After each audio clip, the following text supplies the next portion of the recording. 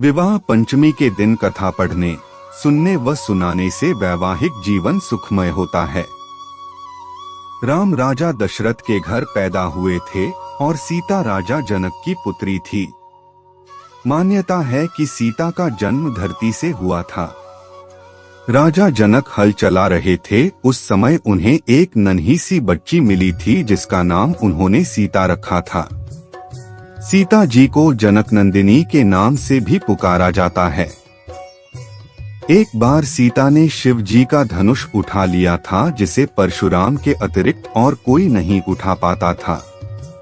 राजा जनक ने यह निर्णय लिया कि जो भी शिव का धनुष उठा पाएगा सीता का विवाह उसी से होगा।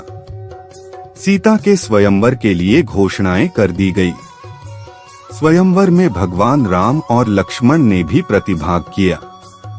वहां पर कई और राजकुमार भी आए हुए थे, पर कोई भी शिव जी के धनुष को नहीं उठा सका। राजा जनक हताश हो गए और उन्होंने कहा कि क्या कोई भी मेरी पुत्री के योग्य नहीं है। तब महर्षि वशिष्ठ ने भगवान राम को शिव जी के धनुष की प्रत्यंचा चढ़ाने को कहा। गुरु की आज्ञा का पालन करते हुए भगवान राम शिव जी के धनुष की प्रत्यंचा चढ़ाने लगे और धनुष टूट गया। इस प्रकार सीता जी का विवाह राम से हुआ। भारतीय समाज में राम और सीता को आदर्श दंपति, पति पत्नी का उदाहरण समझा जाता है। राम सीता का जीवन प्रेम, आदर्श, समर्पण और मूल्यों को प्रदर्शित करता है।